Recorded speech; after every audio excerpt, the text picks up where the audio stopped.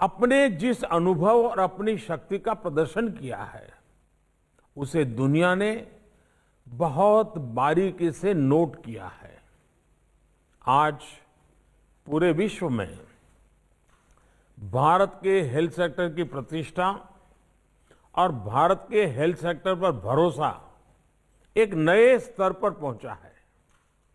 हमें इस भरोसे को ध्यान में रखते हुए भी अपनी तैयारियां करनी है।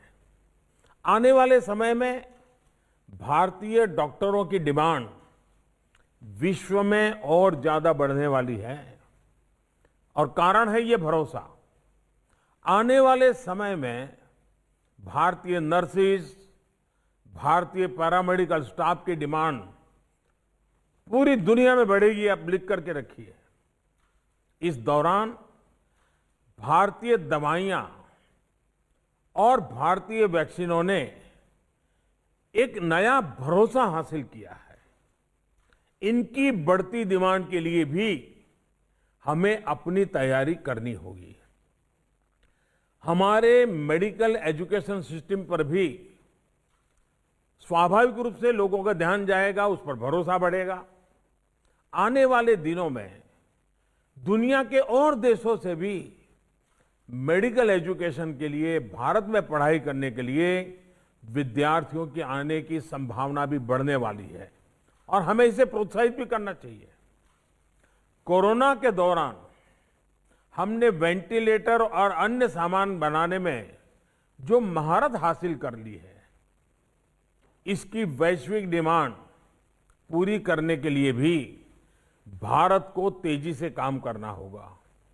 क्या भारत ये सपना देख सकता है कि दुनिया को जिस जिस आधुनिक मेडिकल इक्विपमेंट की आवश्यकता है, वो कॉस्ट इफेक्टिव कैसे बने, भारत ग्लोबल सप्लायर कैसे बने और एफोर्डेबल व्यवस्था होगी, सस्टेनेबल व्यवस्था होगी, यूजर फ्रेंडली टेक्नोलॉजी होगी।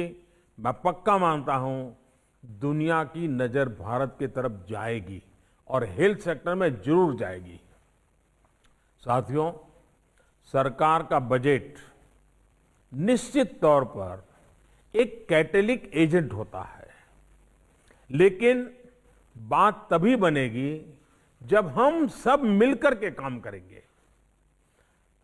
साथियों, स्वास्थ्य को लेकर हमारी सरकार की अप्रोच पहले की सरकारों की सोच से जरा अलग है।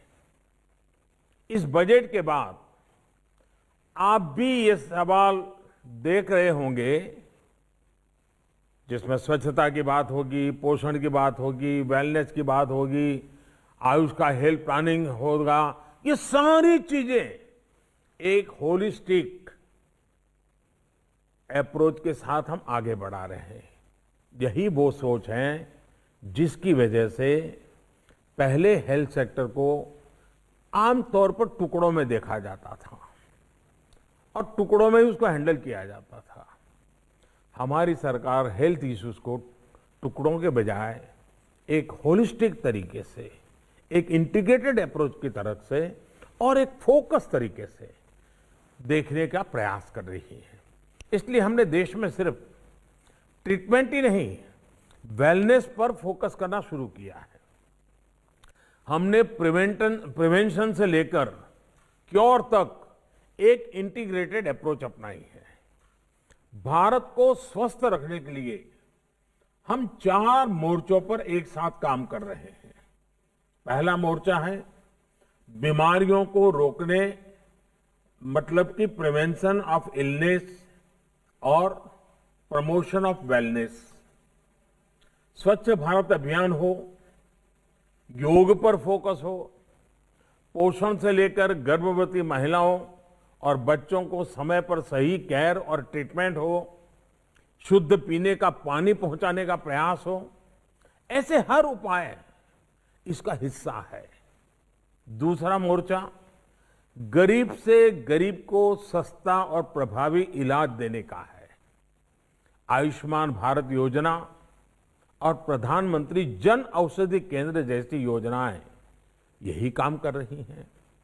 तीसरा मोर्चा है हेल्थ इंफ्रास्ट्रक्चर और हेल्थ केयर प्रोफेशनल्स की क्वांटिटी और क्वालिटी में बढ़ोतरी करना।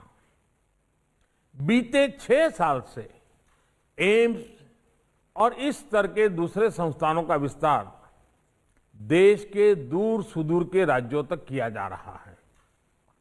देश में ज्यादा से ज्यादा मेडिकल कॉलेज बनाने के पीछे भी यही सोच है।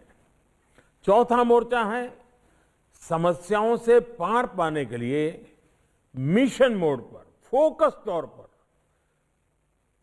और समय सीमा में हमें काम करना। मिशन इंद्रधनुष का विस्तार देश के आदिवासी और दूर दराज के इलाकों तक किया गया है।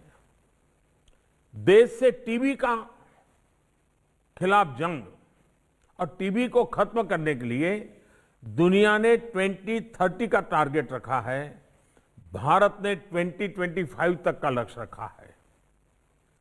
और मैं चाहूंगा कि टीबी की तरफ से इस समय विशेष ध्यान इसलिए देने के लिए मैं कहूंगा कि टीबी भी एक प्रकार से इन्फेक्टेड पर्सन के ड्रॉपलेट से ही फैलती है। टीबी की रोकथाम में भी मास्क पहनना, अर्ली डायग्नोसिस और ट्रीटमेंट, ये सारी बातें अहम है। ऐसे में कोरोना काल में जो हमें अनुभव मिला है, जो एक प्रकार से हिंदुस्तान के कॉमन मैन तक पहुंच चुका है, अब उसी हमारी प्रैक्टिसेस को हम टीबी के क्षेत्र में भी उसी मोड में काम करेंगे तो टीबी से जो हमें लड़ाई लड़नी है बहुत आसानी से हम जीत सकते हैं।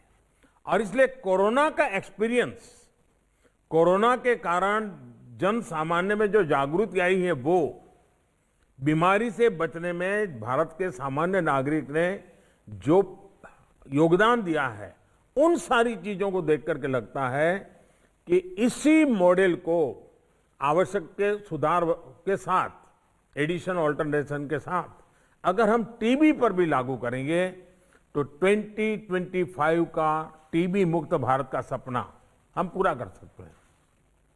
इसी तरह आपको याद होगा हमारे यहाँ खास करके उत्तर प्रदेश में गोरखपुर वगैरह जो क्षेत्र हैं, जैसे पूर्वांचल भी कहते हैं, उस पूर्वांचल में दिमागी बुखार से हर वर्ष हजारों की तादाद में बच्चों की दुखद मृत्यु हो जाती थी। भारत की संसद में भी उसकी चर्चा होती थी। एक बार तो इस विषय पर चर्चा करते हुए हमारे वर्तमान उत्तर प्रदेश के मुख्यमंत्री योगी जी बहुत रो पड़े थे उन बच्चों के मरने की स्थिति देख करके।